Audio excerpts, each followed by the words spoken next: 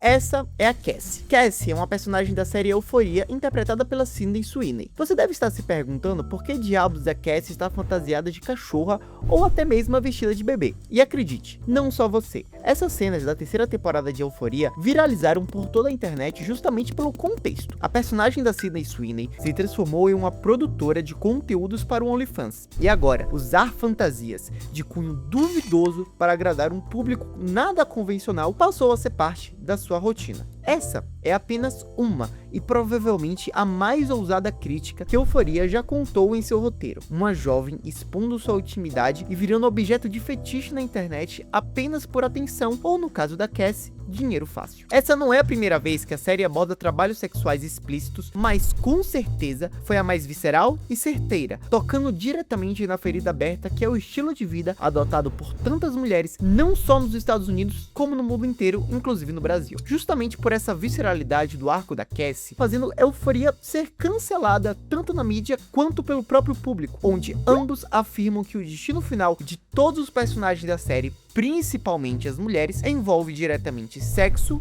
drogas ou os dois. Mas obviamente eles estão errados. Toda a visceralidade do enredo de Euphoria é pensada justamente para ser um retrato histórico da geração Z e o contexto econômico e social na qual os jovens nascidos nos anos 2000 cresceram e viveram. As três personagens centrais da série, a Rui, a Cassie e a Jules, são escritas justamente para serem retratos do seu próprio tempo. Não tá convencido? Pois bem, meu nome é Davi Pirajá e nesse vídeo eu vou te mostrar como a Euphoria explica a geração Z. Então já deixa o seu like, hypa esse vídeo e se inscreve no meu canal. Antes da gente começar, precisamos estabelecer uma coisa. Euphoria é uma série de adolescentes para adolescentes. Mas afinal, o que é uma série de adolescentes? Normalmente, elas são felizes e coloridas e por isso elas sempre seguiram um certo padrão. Apresentam conflitos amorosos genéricos, mostram algum tipo de desentendimento entre o protagonista jovem e seus pais ou a autoridade estabelecida, mas por via de regras, adotam sempre o final conciliador e por consequência feliz. Para isso, existem personagens padrões que ajudam esse tipo de história a ser contada. O atleta popular e desejável, a aluna nova misteriosa, a garota romântica em busca de validação, a garota popular da escola que não tem filtros e a protagonista cínica e descolada. Essa fórmula foi aplicada com sucesso em diversas séries millennials, como Glee,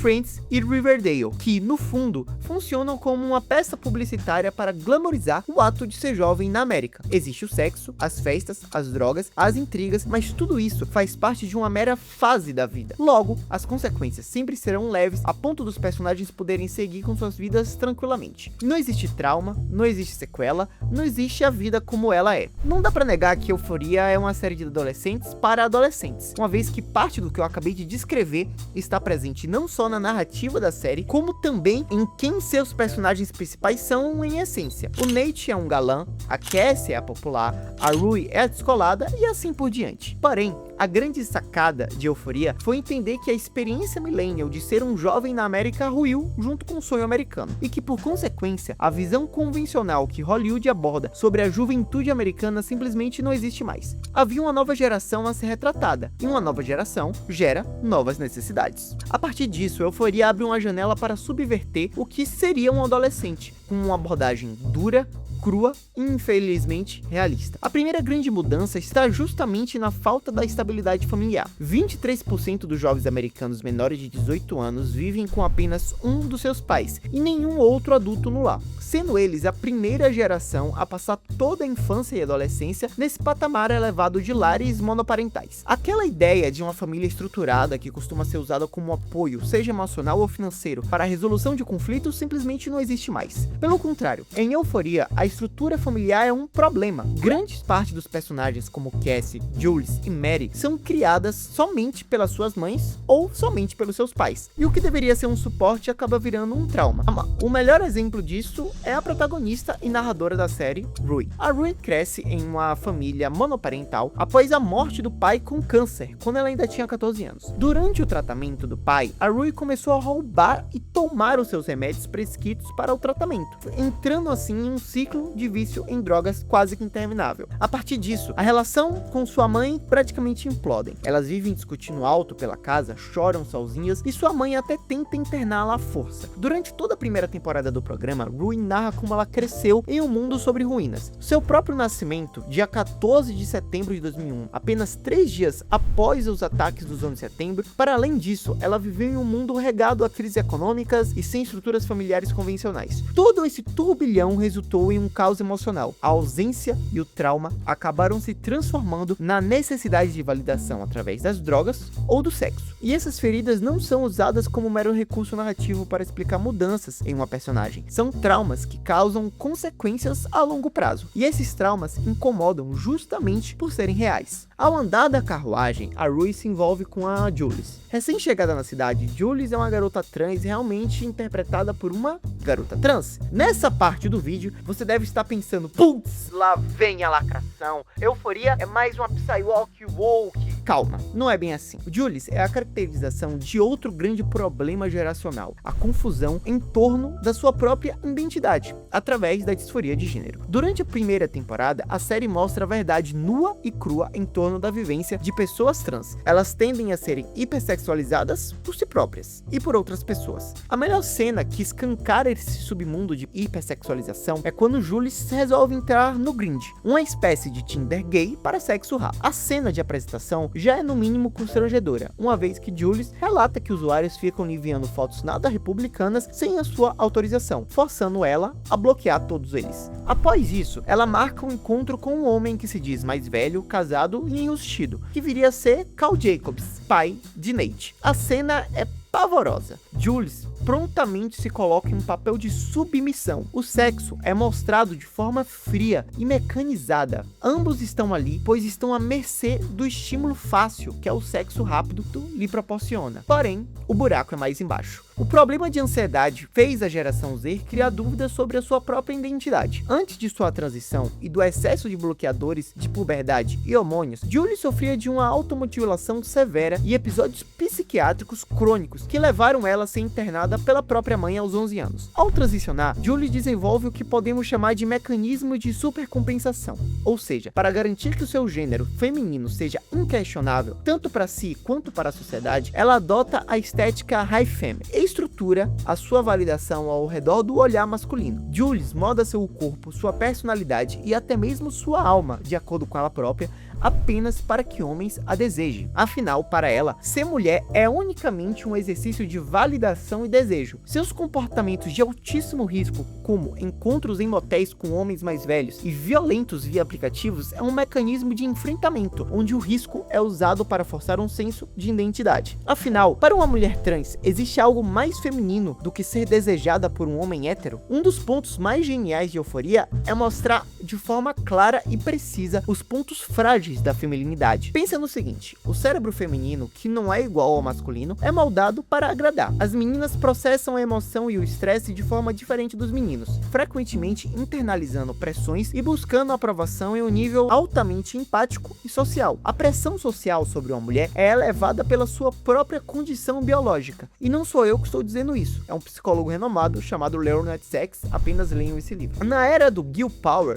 onde personagens mulheres são usadas como amuletos morais inquebráveis, uma amostra tão visceral da fragilidade feminina é algo a se louvar. E por ironia do destino, uma das personagens que melhor mostra isso sequer é uma mulher. Brutal. O principal pilar narrativo de Euforia é a exposição online. A geração Z foi a primeira que cresceu tendo contato nato com a internet, tendo parte de suas vidas acontecendo dentro do mundo virtual. Nossas memórias estão no drive do iCloud, nossas relações estão na DM do Instagram e parte do nosso conhecimento foi adquirido através de uma simples pesquisa no Google. Para a narrativa comum, pouco interessa explorar ou mostrar essa parte metafísica da nossa vida. Afinal, não existe drama em uma mensagem ou em 240 caracteres. Porém, o roteiro de Euforia consegue subverter esse conceito ao retratar autenticamente um grupo que só conhece a vida com a tecnologia na ponta dos dedos. Grande parte dos dramas em relação aos personagens tem ligação com o Instagram, Snapchat ou sites de pornografia. Logo no primeiro episódio, nós vemos um grupo de garotos reunidos em uma sala, enquanto olham os nudes vazados de Cassie e a chamam de vadia. Ao fundo, a Rui narra o seguinte: Eu sei que a sua geração dependia de flores e permissão dos pais, mas acorde, é 2019. A não ser que você seja um Amish, nudes são a moeda do amor. Ali era tratado uma epidemia da década de 2010, o revenge porn, quando um amigo ou ex-companheiro vazam fotos ou vídeos íntimos sem consentimento, com o objetivo de constranger e angustiar a ex-companheira. Como a própria Rui descreve, a validação romântica entre dois entes da geração Z se dá justamente pela intimidade online ou a troca de nudes, usando o termo conhecido. A série também explora uma espécie de dualidade geracional entre a vida online e a vida real. Cat é apresentada como um adolescente acima do peso, virgem, insegura e extremamente impopular. Pode soar um estereótipo bobo e extremamente previsível, até a série revelar que, na verdade, ela era uma das mais famosas escritoras das finadas fanfics pornôs no também finado Tumblr. Pior que isso, ao ter seu vídeo perdendo a virgindade vazado e viralizado no Pornhub, Cat começa a ser tratada na escola como um símbolo sexual e passa a ter valor social, sendo chamada para festas e convidadas para outros ritos daquela comunidade. A série mostra as consequências da alta exposição do cérebro a conteúdo sexualmente explícito, tanto para a mentalidade masculina quanto para a mentalidade feminina. O próprio Nate, que desde pequeno é exposto a vídeos pornográficos extremos que ele encontra no computador do pai e posteriormente na internet, passa a ver o sexo como algo ligado intrinsecamente à dominação, à violência e à humilhação, enquanto a Cat resolve assumir o seu sucesso, vira uma cam-girl e vê sua vida desmoronar. Ela passa a ser assediada e tratada com repulsa por homens mascarados através das telas. Afinal, quanto mais pornografia você consome, mais estímulos seu cérebro precisa para produzir excitação e seus fetiches e desejos precisam ir cada vez mais longe. Todos os personagens de Euphoria utilizam da internet de seus próprios traumas como uma forma de autossabotagem e mutilação pessoal. No fundo, a pergunta que Euphoria faz é se existe a possibilidade de uma geração que necessita viver em um ambiente que nunca dorme, consegue de alguma forma ser feliz, ou se eles estão fadados à eterna fadiga, esgotamento e perda de energia. Não à toa, a geração Z está na vanguarda da pior crise mental em décadas, com taxas de depressão e suicídio em adolescentes disparando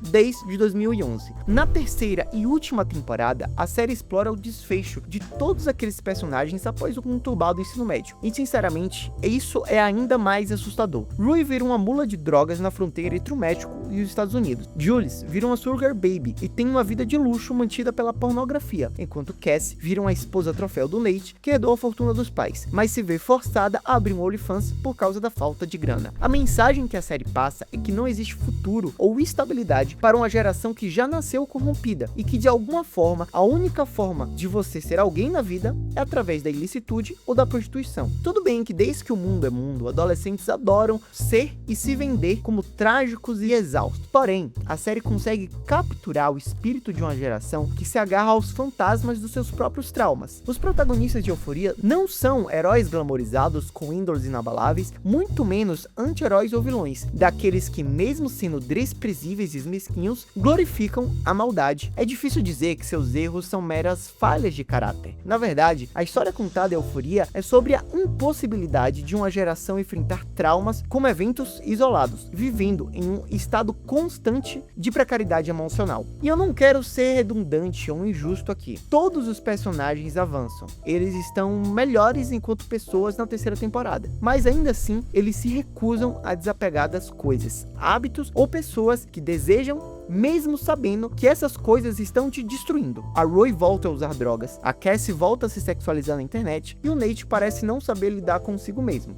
E é exatamente aqui que Euphoria entrega a sua tese final sobre a nossa geração. A geração Z seria vítima do próprio otimismo. Nós nos apegamos aos nossos vícios, às nossas telas e às nossas relações porque, no fundo, ainda temos a esperança distorcida de que essas são as únicas coisas que vão nos trazer algum alívio. A tragédia em Euphoria não é o que os adolescentes estão perdidos, mas sim que eles estão se destruindo justamente na tentativa desesperada de encontrar alguma salvação. E se você julga esses personagens por eles viverem nessa estética entorpecida por Xenax, talvez você não tenha entendido o mundo em que você mesmo vive. Euphoria parece exatamente a forma na qual o Millennial escreveria uma série de adolescentes da geração Z. Porém, A série acerta minuciosamente nas feridas abertas de uma geração inteira, mas às vezes exagera em alguns traumas. Deixe aqui nos comentários o que você achou desse vídeo e se inscreva para não perder os próximos. Meu nome é Davi Pirajá e até mais.